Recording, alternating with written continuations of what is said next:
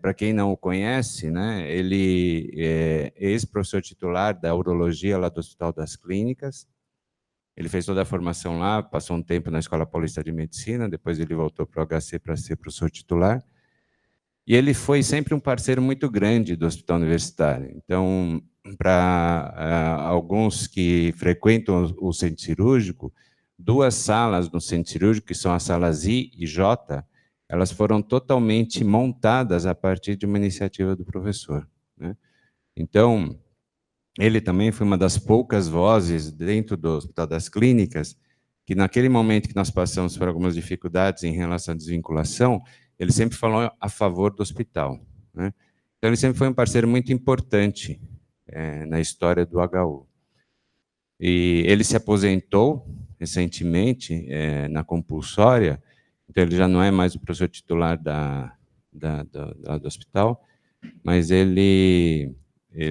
nós entendemos que nós devíamos uma homenagem a ele por esse histórico, né? A gente não pode deixar passar em branco algumas pessoas que fizeram parte da história do hospital, né? Nesse ano que nós recentemente completamos 41 anos, então ele foi uma pessoa que nós escolhemos porque ele tem esse perfil e nós estamos em débito com ele, né? Depois eu vou falar um pouco mais da pessoa em si, mas então o Grand Round, ele na verdade vai ser um evento que nós esperamos que todas as áreas do hospital, não só as áreas ligadas à assistência especificamente, mas a parte administrativa, participe também para discutir assuntos que sejam de interesse de todos, que envolvam assistência, eventualmente que envolvam também pesquisa dentro do hospital e o ensino, né? Então, a ideia é que isso aconteça 2 vezes por semestre, mais ou menos, não vão ser muitas, e que seja um evento realmente que todos disponibilizem um horário e tragam sugestões, inclusive, né, de alguma pessoa que, eventualmente, vocês gostariam que viesse apresentar algo que seria interessante para a área, por exemplo. Tá? Bom, bom dia a todos. Obrigado pela presença. Hoje nós estamos começando um ciclo de eventos que nós estamos chamando de Grand Rounds, que, como nós já comentamos, é uma discussão basicamente de casos de interesse para toda a comunidade dentro do hospital, envolvendo todas as áreas de assistência à saúde, eventualmente também de ensino e pesquisa. Excepcionalmente, como este é o primeiro evento, nós quisemos dar uma marca especial a esse lançamento desse novo projeto, e conversando dentro da superintendência, nós entendemos que uma pessoa que tem muito esse perfil de proximidade com todas as áreas assistenciais, um carinho muito grande pela graduação, pelo ensino, não é? E reconhecidamente muito ligada à área de pesquisas e publicações. Então, o professor Miguel Sruji foi uma pessoa que fez toda a formação dentro da Universidade de São Paulo, teve uma breve passagem fora dela, mas retornou com estilo, né, professor titular da urologia do Hospital das Clínicas, e foi sempre um parceiro muito próximo, atuante, ativamente em favor do Hospital Universitário. Então, até pelo significado que nós entendemos que o Grand Round deve ter, e pela figura que o professor Miguel sempre desempenhou, junto ao hospital, inclusive, nós fizemos questão que esse primeiro Grand Round fosse feito pelo professor Miguel Sruji. Então, muito obrigado pela presença. Professor, eu acho que o Pianta queria também falar algumas coisas. Eu não vou atrapalhar muito, eu só vou começar agradecendo ao professor Miguel Sruji, né? A única coisa que eu tenho para falar para o professor Miguel Sruji, como cirurgião e como médico, é obrigado, obrigado por tudo que você fez, obrigado pelo que você fez, não só em relação a mim, mas em relação a uma instituição chamada USP. Então, você sempre é bem-vindo e você é um exemplo, né, para todos nós. Sinceramente, é um dos grandes exemplos, não só como médico, mas principalmente como cidadão. Professor, bem-vindo.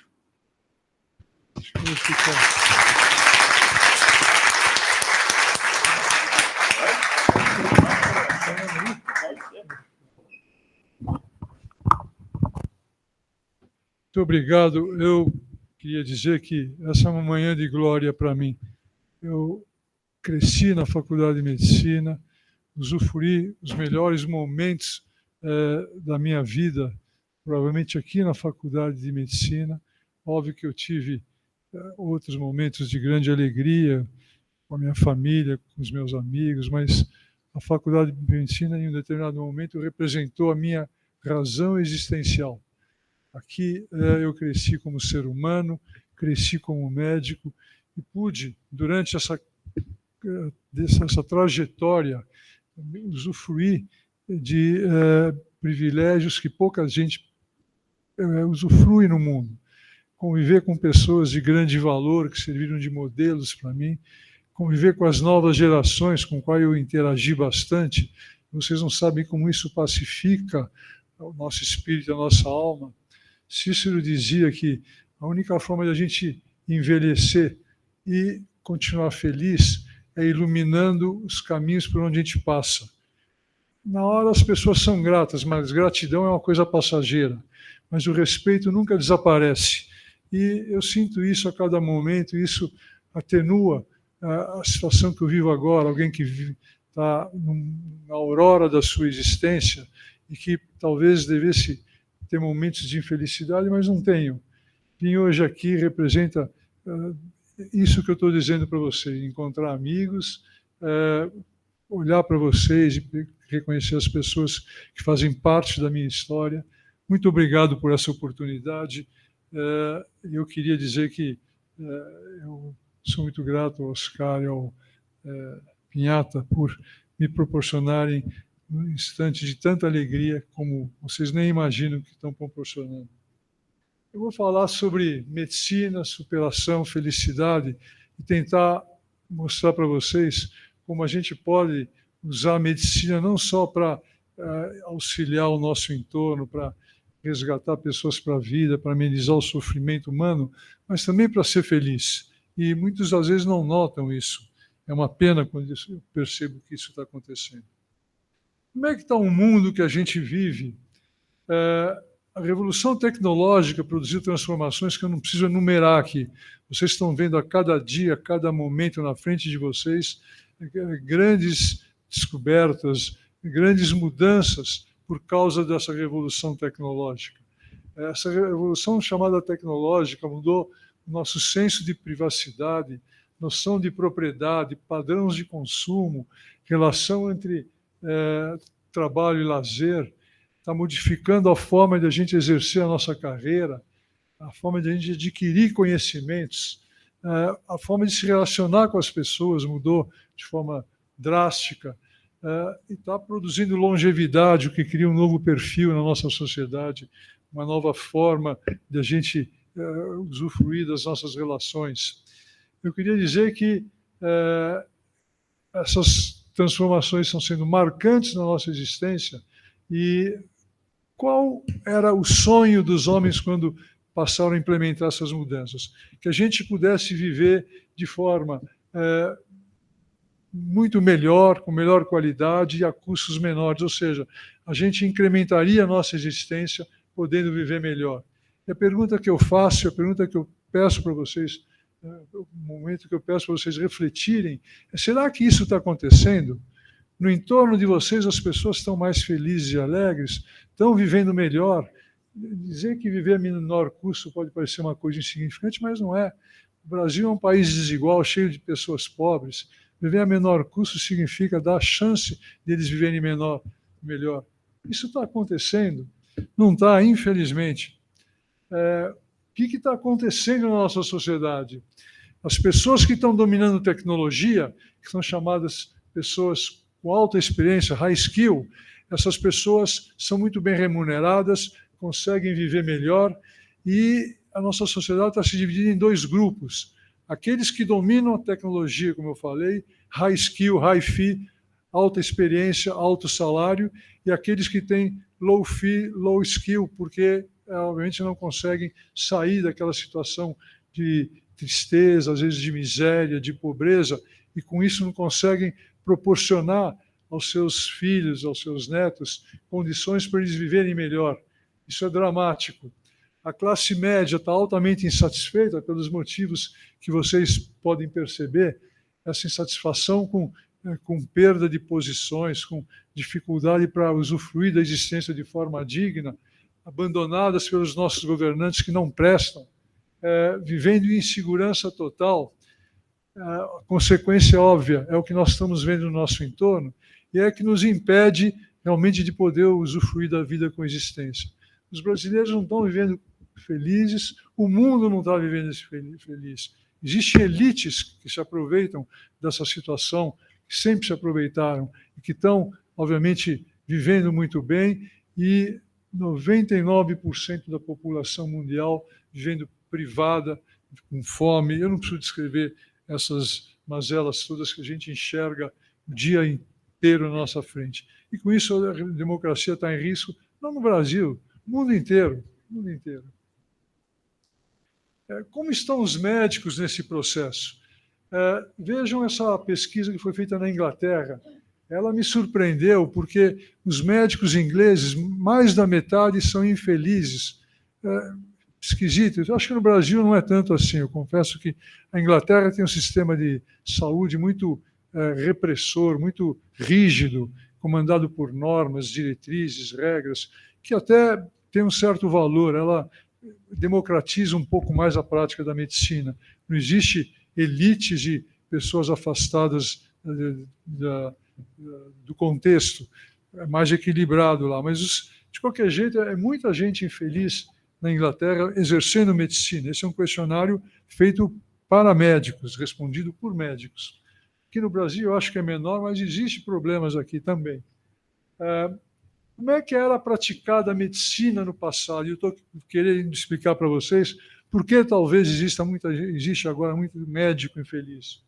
O médico recebia o paciente, ele era o grande protagonista junto com os paramédicos que o auxiliavam, tratavam esse doente com carinho, com eficiência, com devoção. O doente melhorava, ele saía do hospital agradecido ao médico, aos paramédicos, porque ele havia sido resgatado para a vida de forma suave, de forma comprometida. Era assim que era exercida a medicina há 3 ou 4 décadas, uma relação pessoal muito rígida, muito constante, muito forte. Os médicos eram considerados deuses, até se postavam um pouco como deuses, mas depois a gente é um pouco mais realista, mas de qualquer jeito as relações eram muito sólidas, muito robustas. O que aconteceu agora, nessa época que a gente está vivendo? Surgiram os gestores, e os gestores existem em 2 grupos. Existem aqueles que são realmente comprometidos com uma instituição, que começaram a organizar a estrutura médica sanitária no mundo inteiro. São pessoas que, bem formadas, são pessoas que conhecem, obviamente, todo o processo de cuidado à saúde, e começaram a organizar os sistemas de saúde no mundo inteiro. Esses indivíduos foram bem-vindos, mas, na verdade, em alguns locais e de forma muito frequente, eles assumiram um protagonismo muito forte. Eles passaram a se considerar os grandes responsáveis pelo progresso da medicina. É muito comum vocês irem nesses hospitais que, obviamente, fazem mais sucesso no Brasil e fora do Brasil, e os gestores são verdadeiros imperadores desfilando pelo corredor. Eles acham que todo o mérito desse processo de crescimento da medicina se deve a eles. Alguns acham que eles é que realmente fazem isso. O que acontece atualmente na maioria das grandes instituições médicas? Não digo nas instituições públicas. As instituições públicas ainda carregam muito daquele comportamento que eu elogiei em tempos mais remotos. As pessoas que trabalham aqui no HU são pessoas mais devotadas, são pessoas que aceitam passar por um monte de privações como profissionais. A gente não tem as facilidades que os grandes centros médicos têm. Vocês recebem salários que são indignos para o que vocês fazem. Os hospitais públicos têm realmente um perfil diferente, mas os hospitais que não são públicos, os hospitais ligados às operadoras, ligados às entidades filantrópicas, ligados ao setor privado, existe esse processo que vocês estão vendo aqui embaixo. O doente virou uma commodity, ele representa um elemento para aquela instituição faturar, ganhar dinheiro e se crescer desse jeito. O homem e o doente viram uma commodity. O doente é tratado de forma rígida, através de regulamentos, ninguém pode sair da linha, todas as regras têm que ser implementadas como eles mandam. Isso faz o hospital crescer, porque eles reduzem custos ao máximo, eles fazem grandes negociações, e o hospital cresce, reluz. Mas, na verdade, existe um equívoco que eles agora estão começando a reconhecer e que eu vou mostrar logo adiante. No primeiro sistema, o médico saía agradecido, ele dava um abraço, o doente dava um abraço no médico e considerava o médico um amigo. Esse novo sistema, o sujeito sai dizendo, positivo, e vai embora, porque ele foi tratado como se fosse um elemento comum, uma peça a mais, num processo que o ser humano funciona mais como um produto de mercado, uma commodity, do que como um ser digno que merece ser respeitado.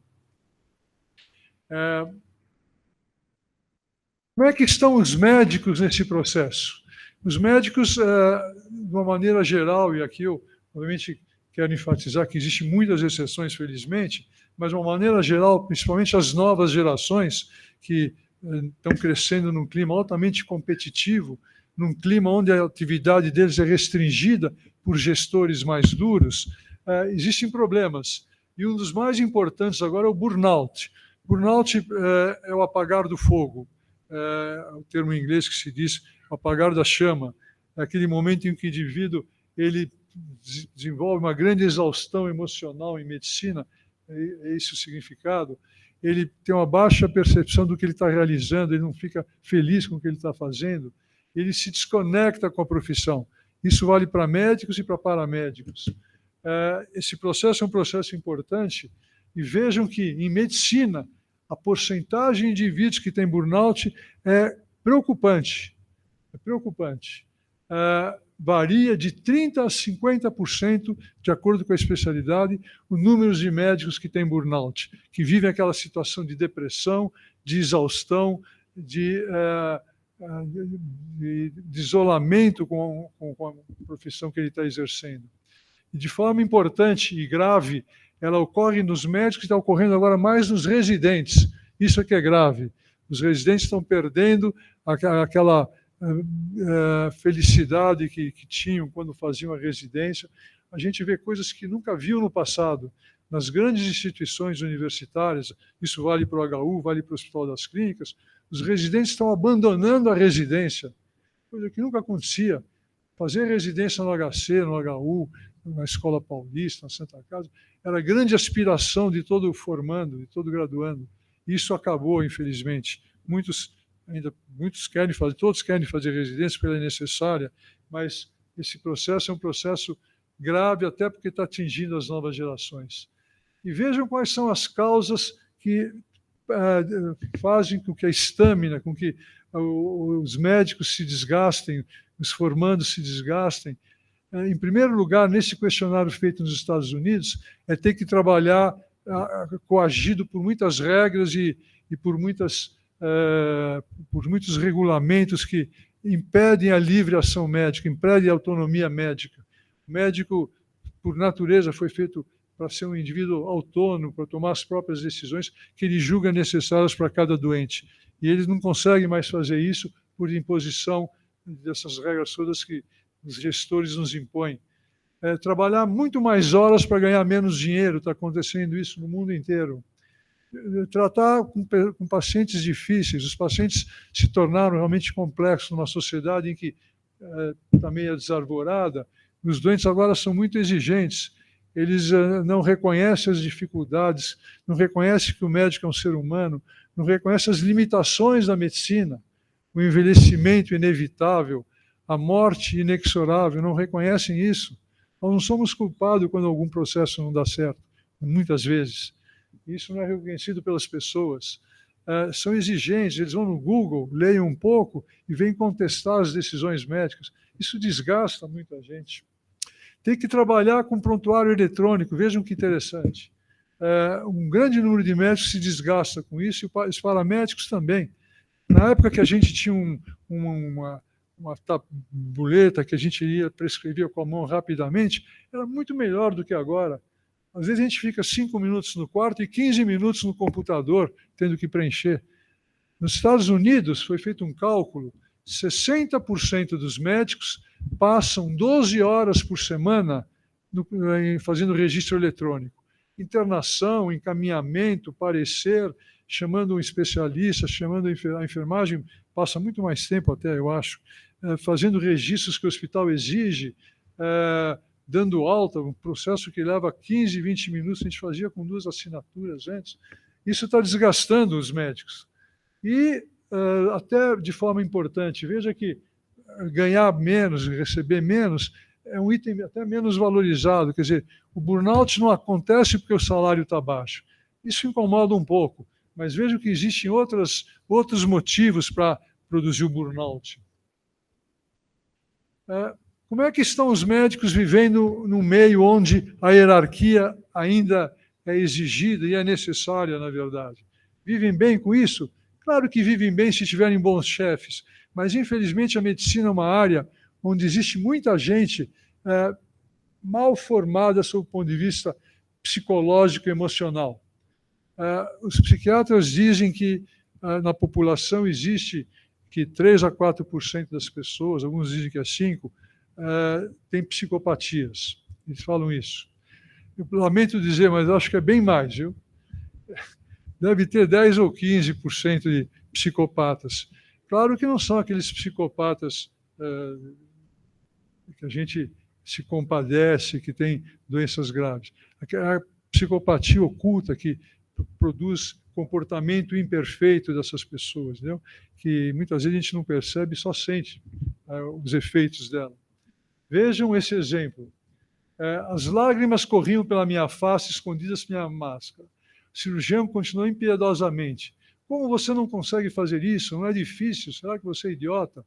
Era uma residente ajudando uma cirurgiã mulher na Inglaterra.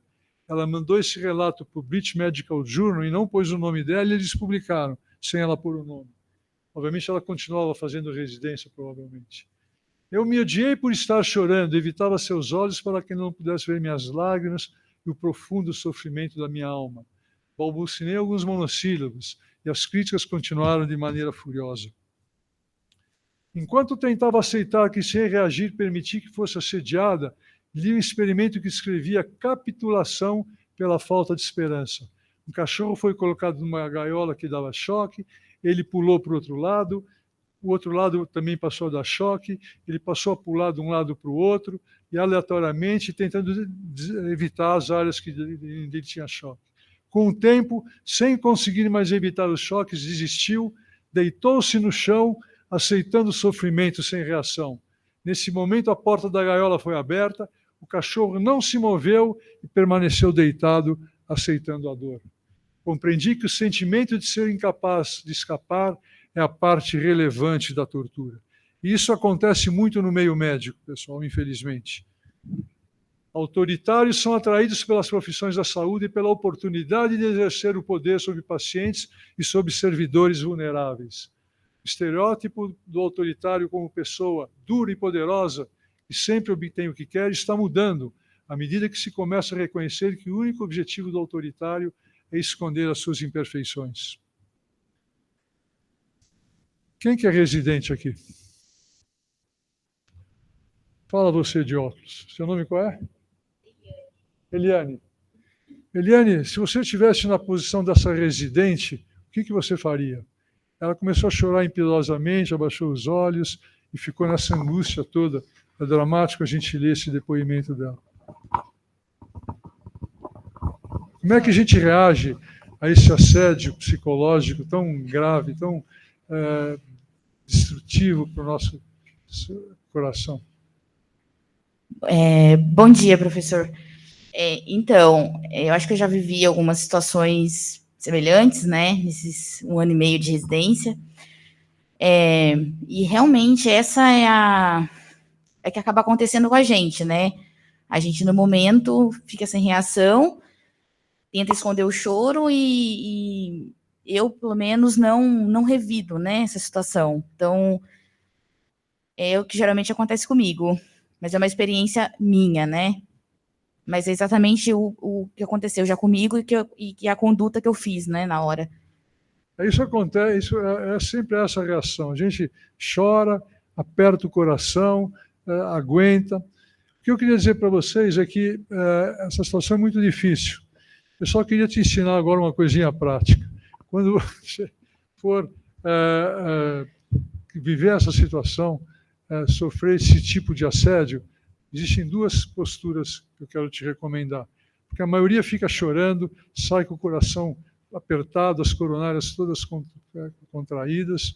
A primeira reação, se você estiver frente a alguém que pode te fazer mal por ter poder, esse indivíduo é maluco, claramente, como essa cirurgiã devia ser uma dessas psicopatas, se ela tiver muito poder de te destruir, você responda: muito obrigado, eu vou tentar melhorar. Muito obrigado, vou tentar melhorar. Responda assim para não sofrer tanto. Você está dando uma resposta educada, não está engolindo toda aquela agressão dela e sofre um pouquinho menos. Vai sofrer, mas um pouquinho menos. Se for uma pessoa que você não depende dela, que ela não pode te prejudicar, ignore. O contrário do amor não é o ódio, é a indiferença. Aprenda isso. Quando alguém me agride, isso acontece, às vezes alguém me agredir, algum indivíduo que se acha muito poderoso, eu pego e dou uma risada irônica, falo: é isso mesmo? Será que você pensa isso? Eu ignoro, porque ele, quando começa a me agredir, ele quer ferir meu coração, me xingar, começar cada vez mais. Eu não respondo, ele começa a xingar minha mãe, eu não respondo, ele começa a desejar que eu morra, que meus filhos morram. É assim. E se eu for ignorando e dando um sorriso irônico, a coisa bate em mim e volta para ele, entendeu? Assim que ele deve reagir. Agora, se você depender dessa pessoa, se for um professor titular aqui que vai aprovar você ou não para a residência, fala: sim, senhor, vou tentar melhorar, entendeu? Obrigada, professor. Como é que está sendo exercida a medicina no século XXI?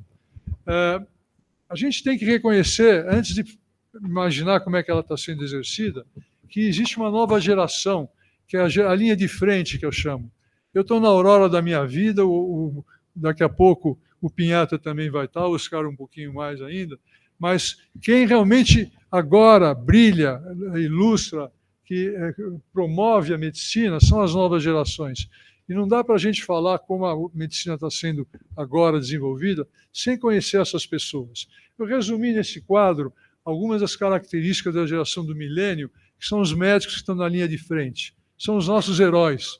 Foram eles que na pandemia se colocaram na linha de frente junto com as enfermeiras e criaram essa imagem tão linda dos médicos de reconhecimento da nossa sociedade. Foram eles, arriscaram a vida, se separaram da família, ficaram sob risco de contrair a doença, viram colegas morrerem do lado dele porque contraíram a mesma doença que ele podia ter contraído e morrido.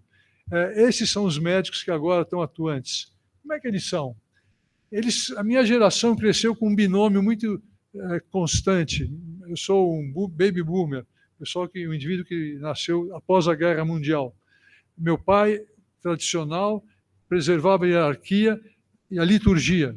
A gente sentava na mesa, ninguém podia conversar, quem conversava ia ficar embaixo da escada de castigo, eu chamava meu pai de senhor, todo um processo que era a norma. Minha geração cresceu assim. A nova geração de médicos é diferente. A minha geração tinha um binômio para viver. Meu pai me ensinava isso. Trabalhar e trabalhar intensamente. Aos 50, 55 anos vai se aposentar e vai aproveitar a vida, porque todo mundo morria com 65. Então, essa era a aspiração dos nossos pais, que a gente vivesse até os 65, aproveitando os últimos 10 anos com o dinheiro da aposentadoria. E agora mudou tudo. As novas gerações não aceitam mais essa ideia de trabalhar e trabalhar insanamente. A gente trabalhava. Eu, quando fui residente, eu vou falar mal de mim agora, quando eu fui residente, eu não podia trabalhar fora, mas eu me casei cedo. Então, eu trabalhava insanamente no Hospital das Clínicas e todo sábado à noite, domingo durante o dia, eu ia dar um plantão de pronto-socorro. Então, eu trabalhava 365 horas por dias por ano. Cada mês eu tinha, na verdade, um fim de semana de folga, era o mês que eu vivia. Cada 30 dias, eu tinha 2 dias que eu era livre, era um sábado e um domingo. Os outros 3 fins de semana eu ficava dando plantão, sábado à noite e domingo durante o dia. E era infeliz, porque o cara que me substituía no domingo chegava sempre às 10 da noite, a gente tinha que trocar o plantão às 7. Então, nem à noite do domingo eu conseguia aproveitar. As novas gerações não aceitam isso e fazem bem. O binômio deles é trabalhar e viver. Viver naquele momento, não viver nos 65 anos. Eu acho certo isso. E a nossa geração que comanda tem que entender isso e aceitar um pouco. Tem que aceitar um pouco isso. Não também viver muito e trabalhar pouco, que aí também não fica complicado.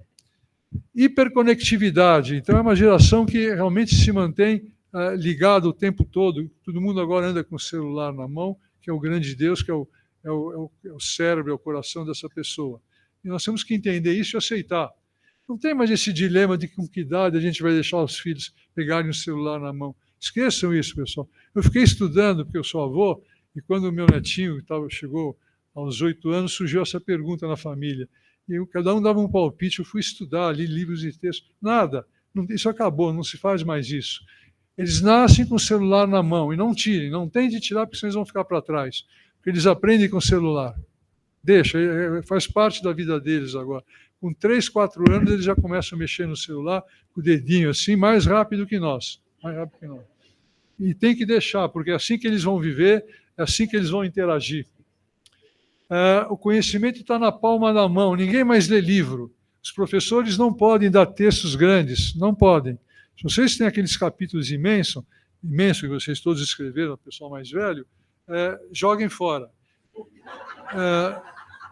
Como deu muito trabalho, façam diferente. Divide em 10 subcapítulos e publica 10 vezes no Instagram. Todo mundo vai ler.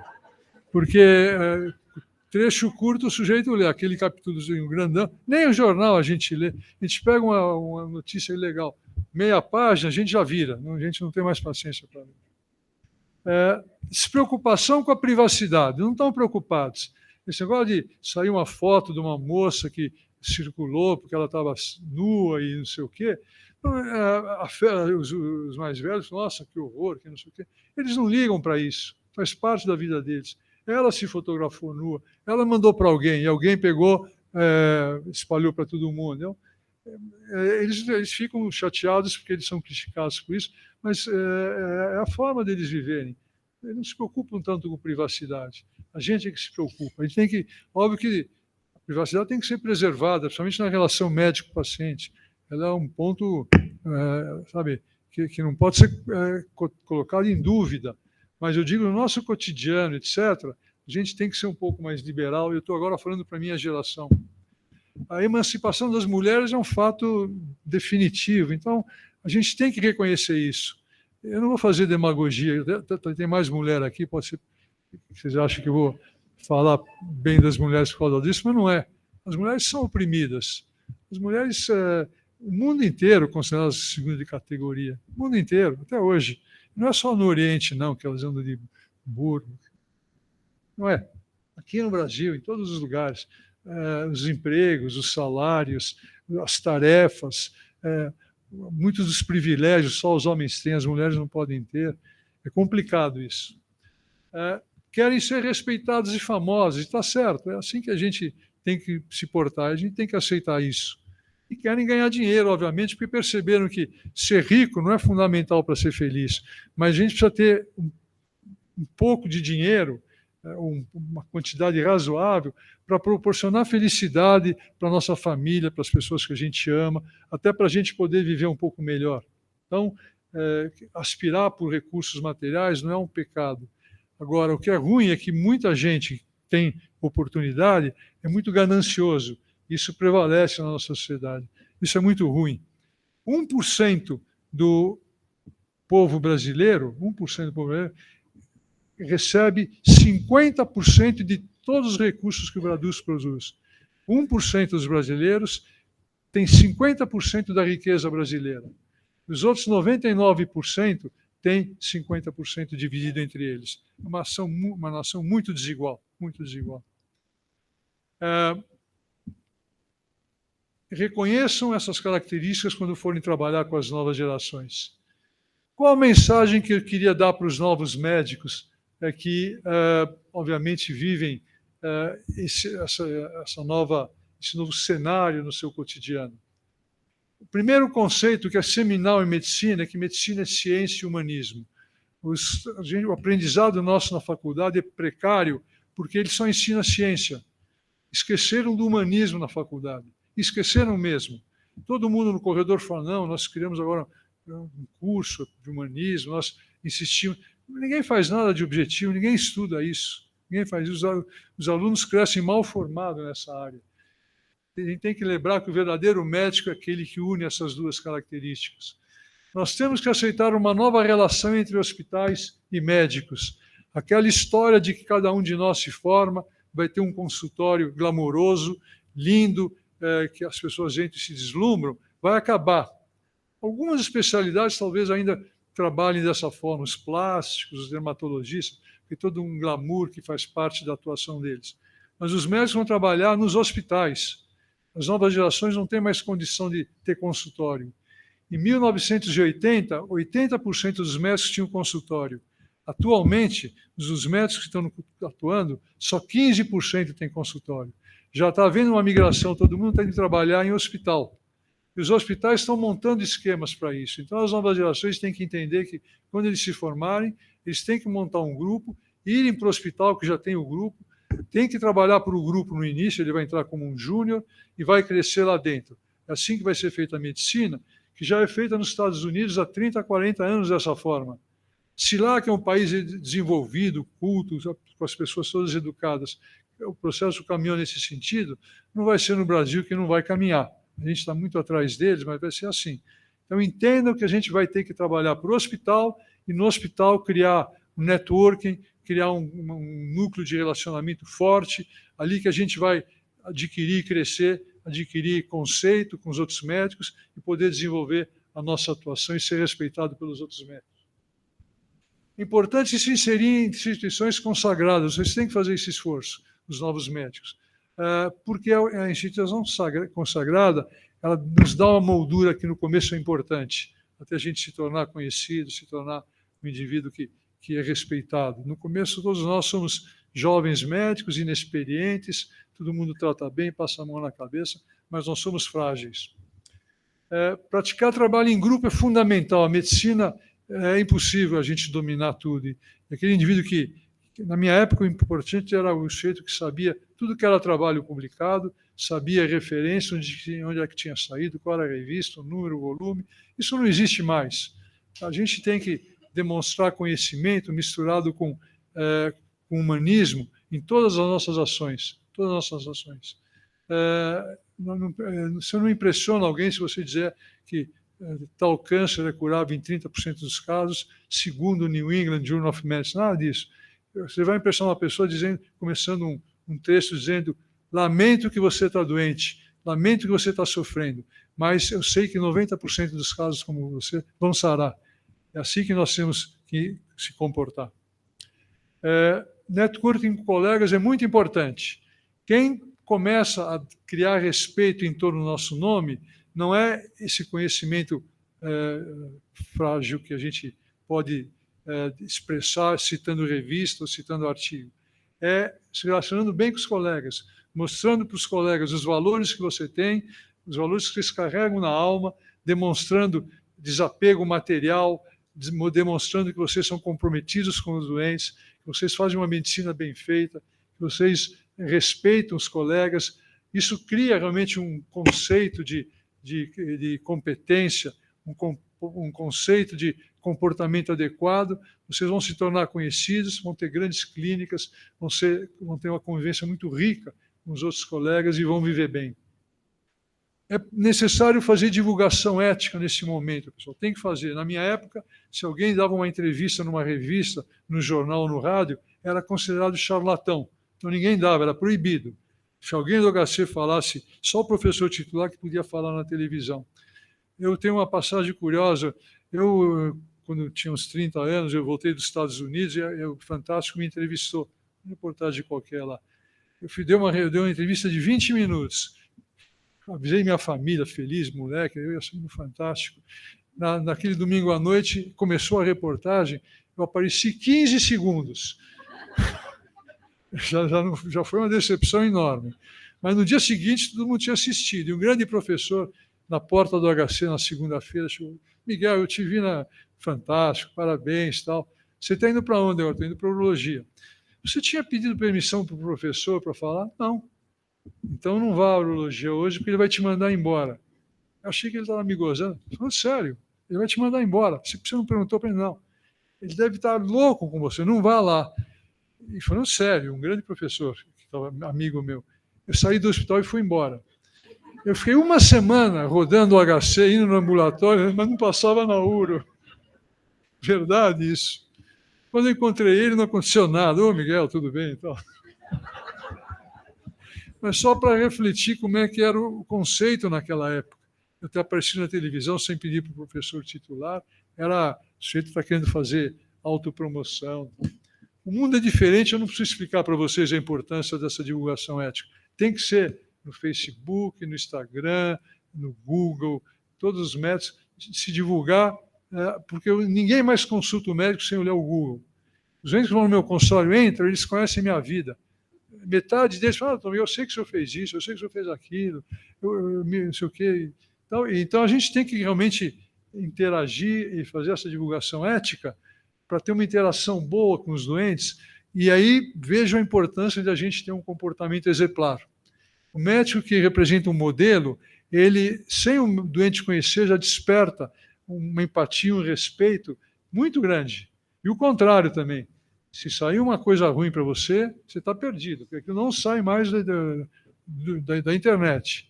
E isso obriga os médicos a terem um compromisso muito forte com a verdade, com humanismo, com todas as virtudes que um bom médico tem, de compromisso com um doente, com aquele compromisso de resgatar a vida, de salvar os doentes, de não ter grande ganância. Tudo isso é muito importante.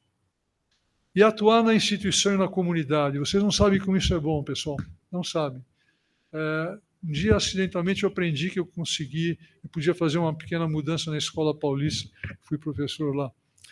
E mudei a urologia lá com a ajuda da Andrade Gutierrez. Uma conversa acidental. Eu tratei o vice-presidente, ele falou: eu quero te ajudar, tal. Eu mudei a urologia. A inauguração foi uma festa incrível. De repente, nossa, a gente consegue mudar o mundo. E aí comecei uma carreira de doações, que teve uma época que nem empresário atendia telefone meu, porque eu pedi dinheiro desde para consertar a escola municipal do lado do HC, que não tinha nada a ver com o HC, até recursos para... Bom, não é bobagem, mas enfim. Consertei o HU aqui também. O centro cirúrgico rachou o teto lá e vazava água no centro cirúrgico. Fui buscar dinheiro e, junto com o Pinhata, e nós mudamos tudo, fizemos quase reformar todo o centro cirúrgico, né, Pinhata? Foi um momento de grande alegria para mim. Vocês não imaginam o dia que inaugurou, não imaginam. Não era de vaidade que eu fiz. Ninguém conhece essa história da HU. Acho que tem 4 ou 5 pessoas que sabem que eu ajudei aqui. Mas eu estou falando, desculpa, também não estou me autoexaltando, não. É porque no dia da inauguração, vocês não imaginam a minha alegria. Eu mudei uma instituição, eu consertei um centro cirúrgico. Quanta gente vai se beneficiar, quantas enfermeiras vão poder trabalhar com mais felicidade. A gente comprou foco, aparelho de bisturi elétrico, 11 bisturis elétricos, eu me lembro, 11 qualquer coisa, que eu não lembro, alguns de foco cirúrgico. Enfim, façam isso. E todos nós temos essa capacidade. Eu estou dando essa mensagem, porque uns têm mais, outros menos, mas todo mundo consegue. Um médico, quando ajuda um doente no interior, numa cidade pequenininha, um fazendeiro, o fazendeiro ficou grato a ele, pode pedir um boi para distribuir para as crianças numa creche, mas pode pedir também um aparelho de eletrocardiograma para pôr na Santa Casa, pode pedir um equipamento de endoscopia para dar para o gastro, fazer exames de graça. Hein? Então, todos nós conseguimos pequenas ajudas. E consegue grandes ajudas quando o indivíduo é um grande empresário, um grande industrial. Então, façam isso.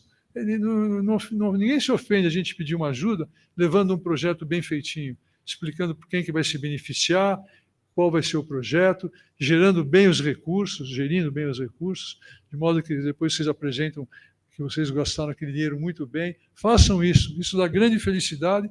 É um dos fatores que ameniza o passar dos anos e esse processo de envelhecimento. O indivíduo velho é sempre considerado um indivíduo de segunda categoria, sempre é. E ele olha lá para frente, ele não vê aquele azul inebriante, ele vê um precipício. Mas quando você sabe que deixou essas marcas todas, você fala, eu cumpri com a minha missão. Eu um dia vou embora e vou deixar... Criei um grupo de pessoas que podem viver um pouco melhor. Existem 5 exigências, por exemplo, para o pessoal mais novo, que eu quero enfatizar. Se vocês não incluírem essas qualidades, essas características nas ações de vocês não vão poder crescer. Noções de comunicação e liderança. Todo médico é um líder. E poucos aprendem liderança, poucos aprendem. Na Universidade de Chicago, antes de começar o curso de medicina, os alunos são obrigados a fazer um curso de liderança, porque aquilo vai conduzir a vida dele de forma definitiva em todas as áreas, não só na área profissional. O grande líder, ele cresce politicamente, ele cresce socialmente, ele cresce profissionalmente. Comunicação é básico. Em medicina, existem grandes médicos que não conseguem sair do lugar, porque a hora que abre a boca só falam bobagem. Sabem tudo, são hábeis em cirurgia, são conhecedores de tudo em clínica médica, fazem medicina num padrão técnico muito elevado, mas na hora que abrem a boca, falam bobagem, não conseguem tratar 2 doentes. Subespecialização é necessária, porque a medicina está muito vasta, não dá mais para ser urologista. Agora ele tem que ser onco-urologista, urologista pediátrico, urologista feminino, cuidar de disfunção sexual, cuidar de litíase, porque cada área dessa é um mar de conhecimentos que não dá para uma pessoa dominar. Fazer estágios de aperfeiçoamento sempre, e principalmente se puder no exterior. No exterior não porque eles são superiores, em algumas áreas nós somos superiores, mas para conhecer outro povo, conhecer uma outra forma de fazer medicina, ou de fazer enfermagem, conhecer como as pessoas lá fora trabalham, pensam, raciocinam, ver as nossas deficiências de uma forma um pouco mais crítica e ver as coisas boas que nós temos aqui na nossa cara e que a gente não reconhece. A gente vai lá fora e é pior. Então, esses estágios são muito importantes, não só para a formação técnica, isso passa rápido. Vocês vão aprender um monte de coisa, voltam sabichões, depois de 2 anos fica todo mundo igual de novo. Mas se vocês trouxerem aquela riqueza pessoal que vocês adquirem fora, vocês conseguirão ser até melhores tecnicamente, porque vocês vão manter as coisas boas no tempo que vocês aprenderam fora. E o estudo, que tem que ser intenso e contínuo e, até o fim da vida. Uma das piores coisas que eu vejo é minha geração, quando vai dar aula, uma conferência, mostrar slides que ele já vem mostrando 8, 10 anos atrás. Antes era fácil identificar, o slide vinha embolorado, a gente sabia que o sujeito... Agora essa maquininha não deixa embolorar, mas a gente percebe que são slides antigos, que o sujeito mostrou 10 vezes. Não façam isso, a minha geração que está aqui na frente. Cada vez que eu vou dar uma aula, eu sento para vir falar para vocês, eu fiquei umas 2 horas no computador, direto, assim. Eu tenho um material farto, eu posso, em 3 minutos, preparar essa aula, mas não, porque eu fui consultar mais coisa, fui ler mais coisa, fui tentar achar alguma coisa nova. Façam isso, porque é assim que a gente consegue mostrar que está no tempo certo, entendeu? Para que vocês começam a mostrar o passado só, ninguém fica contente. Para aqueles indivíduos que mexem com habilidade em medicina, existe um conceito agora muito importante. Nos Estados Unidos também é uma instituição chamada Leapfrog, uma instituição privada que vai nos hospitais e faz uma aferição dos resultados clínicos dos cirurgiões. Eles computam quantas cirurgias o cirurgião A, B faz por ano, o B, o C, o D, como evoluem esses doentes, quantas complicações eles têm, quantos voltam para reinternar, quantos vão parar na UTI, quantos saem cedo, e com isso cada médico é classificado e cada hospital é classificado também. No hospital A, eles fazem bem pancreatectomia, fazem pessimamente cirurgia cardiológica, e o Leapfrog classifica todos os hospitais e vende essa classificação para as operadoras de saúde. E as operadoras, o que fazem? O indivíduo tem um câncer de pâncreas, está lá na costa leste, eles mandam para a Califórnia, junto com a família, para operar no hospital em que o indivíduo opera e sai no 7º dia do hospital. Se ele operar na costa leste, que o indivíduo não tem experiência, o indivíduo vai para a UTI, fica um mês na UTI e eles gastam $150 mil na UTI para suportar esse doente, $200 mil. Se eles colocarem o indivíduo com a família no avião, mandarem lá e ficar uma semana, eles gastam no máximo $10 mil com a família e com o doente muito menos, porque o doente sai logo do hospital, e com isso eles economizam dinheiro. Isso não chegou no Brasil, mas vai chegar, pessoal. Porque qualquer operadora inteligente vai fazer isso. Ela vai pegar um indivíduo aqui de São Paulo, vai mandar para Campinas, vai pegar um sujeito de Ribeirão, vai trazer para São Paulo, porque eles vão ganhar dinheiro com isso. E não adianta os médicos reclamarem, a operadora está tirando o doente daqui para mandar para outro hospital, porque os americanos reclamaram. A American Medical Association fez uma queixa judicial contra essa Leapfrog. Sabe o que eles responderam?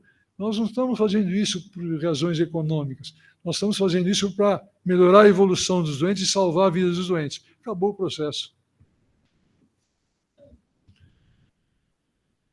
Isso vai chegar no Brasil. Portanto, o que eu estou querendo dizer? Que aqueles indivíduos que trabalham com habilidade têm que treinar muito. Até uma enfermeira que pega a veia tem que treinar, puncionar, porque isso vai ser referido. No dia que ela não sabe puncionar, e de sair com hematoma e pegar uma fleebite, ele vai escrever no relatório que o hospital sempre pede para ele escrever, se ele está satisfeito ou não. Ele vai dizer que a enfermagem não presta porque 2 enfermeiros estouraram a veia dele. Estou dando um exemplo bem elementar e talvez até irreal, não acontece isso, acho que toda hora, mas pode acontecer, mas só para entender que quem depende de habilidade tem que treinar. E o exemplo mais óbvio e para a mensagem mais direta que eu estou dando é para os cirurgiões. Quem não operar bem não vai ter doente. Não adianta um amigo orientar e indicar, ele vai olhar a performance, o ranking desse médico, vai ver que ele está lá embaixo e vai sumir o doente. Vejam esse poema.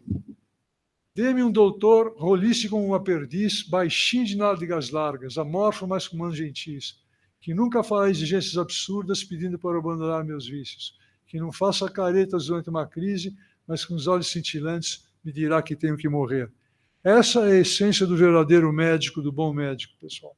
Essa mensagem agora é para os médicos e para os enfermeiros.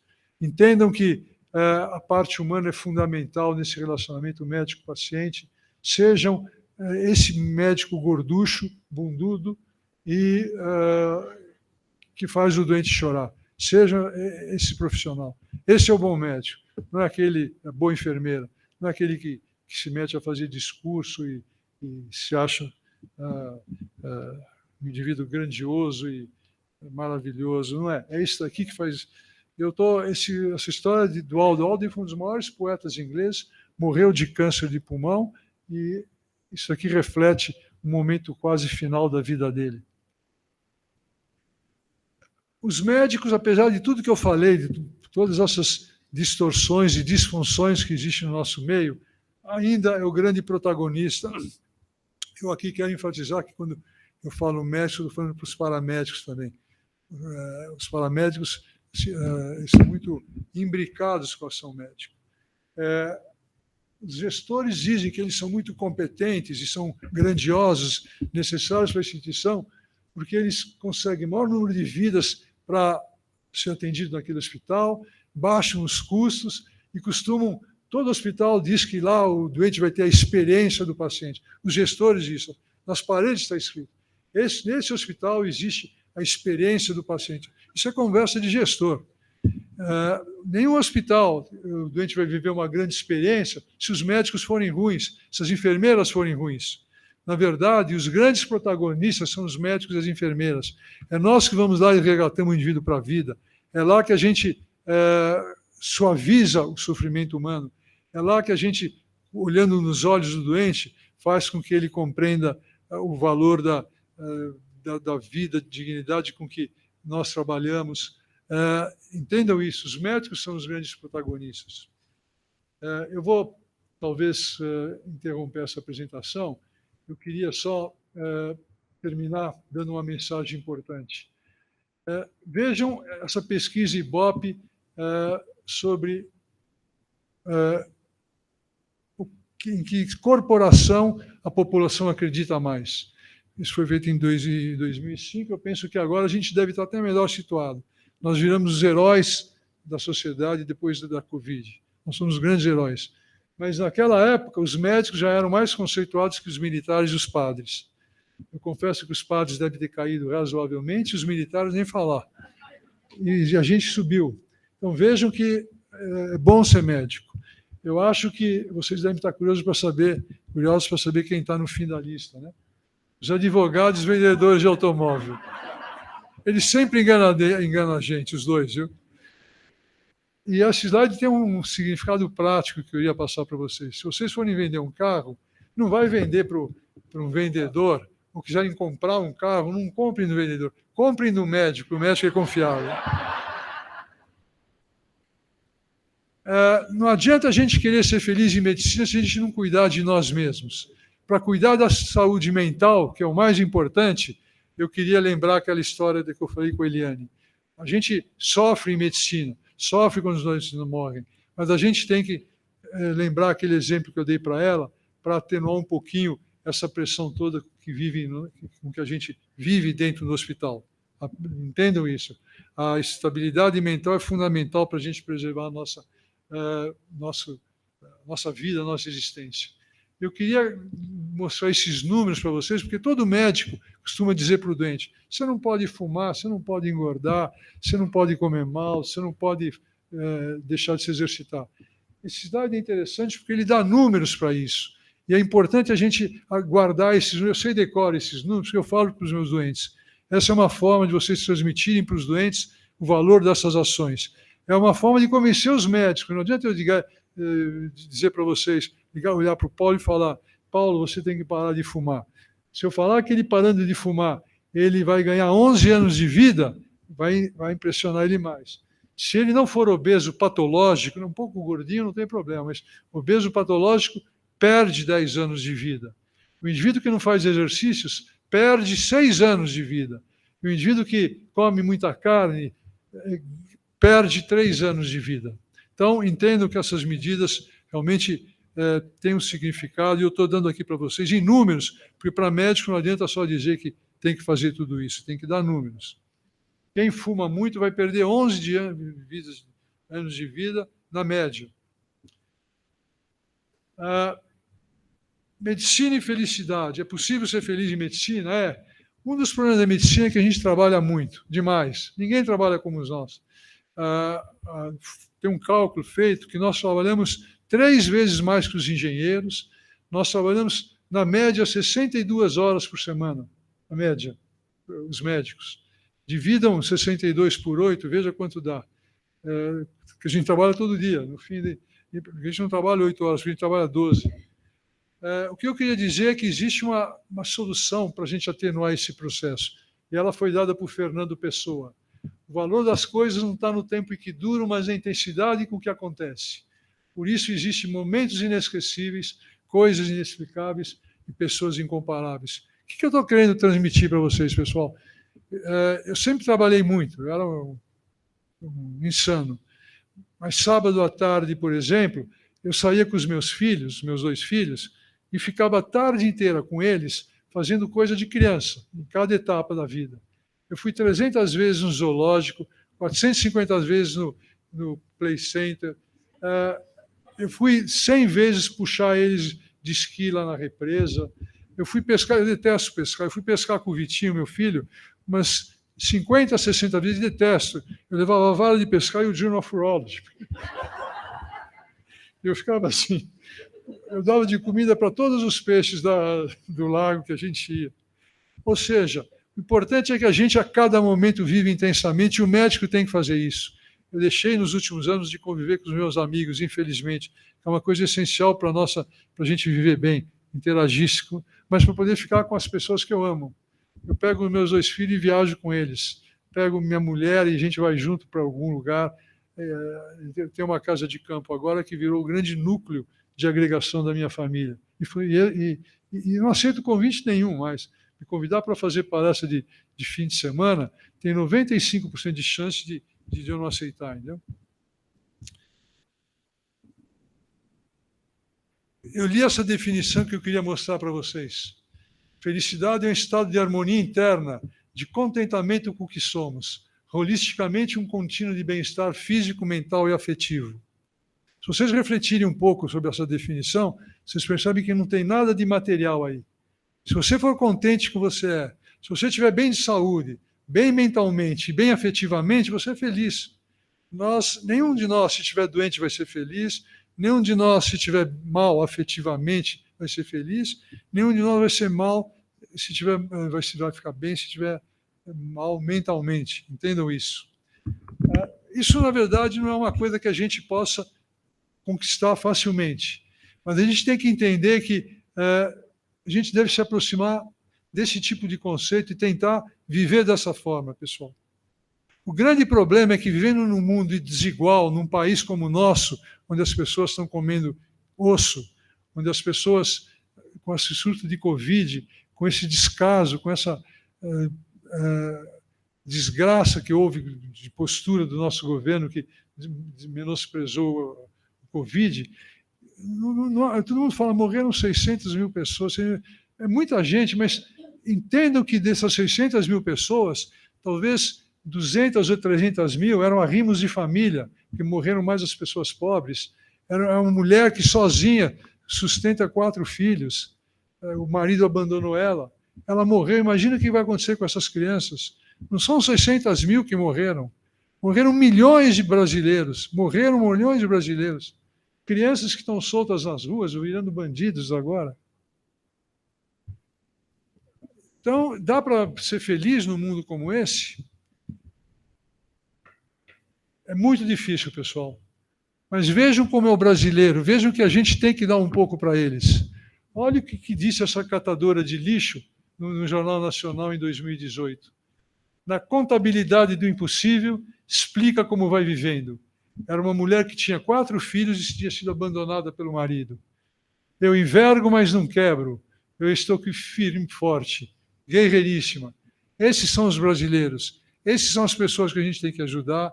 É para eles que todo médico, toda enfermeira tem que dirigir um olhar especial. Eu vou terminar essa apresentação. Eu queria agradecer imensamente vocês. Vocês não sabem a alegria que eu tenho agora nesse momento. Vocês me remetem a um passado que, para mim, foi passado de grande felicidade, que era trabalhar na USP, trabalhar na Faculdade de Medicina, trabalhar na HU, momentos que não voltam mais. Então, eu agradeço de coração Pinhata e Oscar por terem me convidado, dizer que hoje eu saio daqui com o meu coração suavizado, com o meu espírito no céu e, de novo, agradecido por ter vocês como companheiros, ter esse pessoal todo que compareceu aqui e perceber que a gente talvez possa mudar o mundo da nossa forma, sendo médico, sendo enfermeiro, sendo pessoal paramédico. Muito obrigado, pessoal.